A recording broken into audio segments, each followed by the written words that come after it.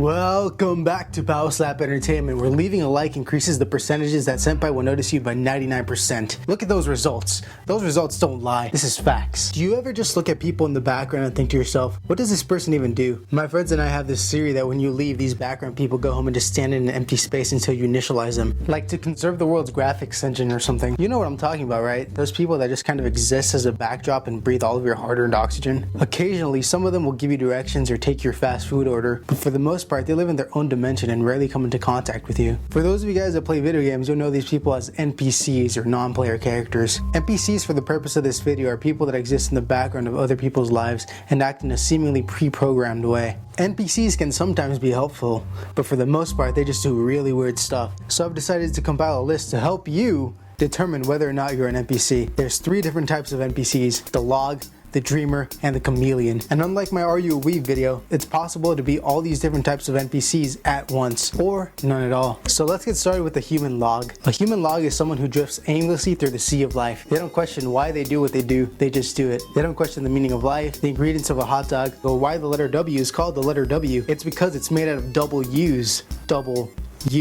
Logs wake up, eat, go to school or work, and repeat. They remain indifferent to everything around them and are content with normalcy. If someone tells a log something, they'll believe it and act accordingly. For example, how many of you guys are in middle school or high school?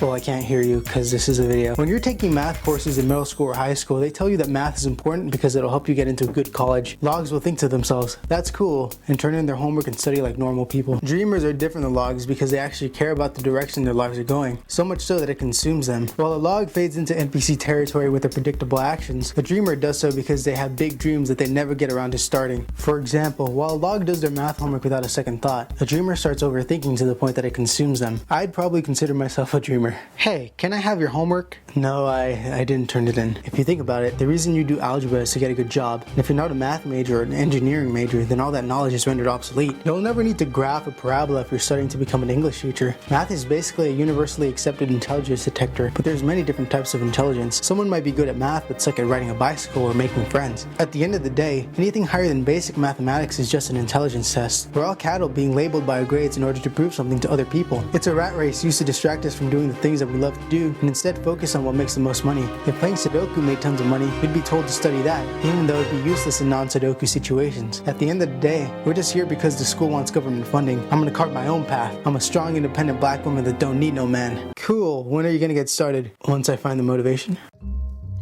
Then there's the chameleon, and one of the main reasons I decided to do this video. Despite how good chameleons are at something, they are always outshined by other people. The best example of this would be Duke Devlin, the creator of Dungeon Dice Monsters. Duke Devlin comes out and he's so cool, right? He's got the dice earrings, the protagonist's hair, and he even owns his own card shop, which now that I think about it is kind of weird because he's like the Dungeon Dice Monsters king. And he even has his own catchphrase. It's time to No, Yugi, we do things differently around these parts. Here we dimension the dice. Dimension the dice! Dimension the dice? Dimension the dice! When this episode first released in the US, Duke Devlin was set up as this really cool antagonist, and kids everywhere were yelling out, Dimension the dice! And everyone was looking forward to the release of a Dungeon Dice Monsters game. And do you want to know what happens? Yugi beats him without even being told the rules to the game, and then Duke Devlin has a flashback to when he first meets Pegasus and he still loses at his own game. Am I salty that I never got to play Dungeon Dice Monsters? Yes. Did I make this video just so that I could talk about how salty I am? Yes. But I also want to give you guys some motivation. No matter how much of an NPC you are, you're never going to be worse than Duke Devlin. After getting beat, he starts hanging around with Yugi and his friends, and he never says his catchphrases or plays Dungeon Dice Monsters ever again. Yugi doesn't even acknowledge his existence. Duke just tries to get at Joey's sister, and even then, she falls for Tristan. Tristan.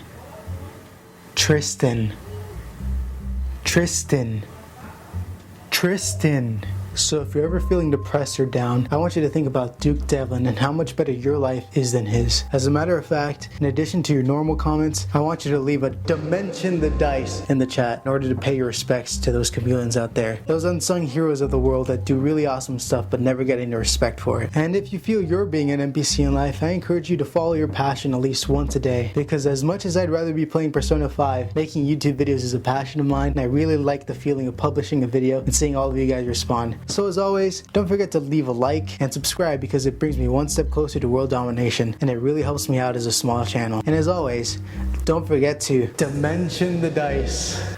Oh man.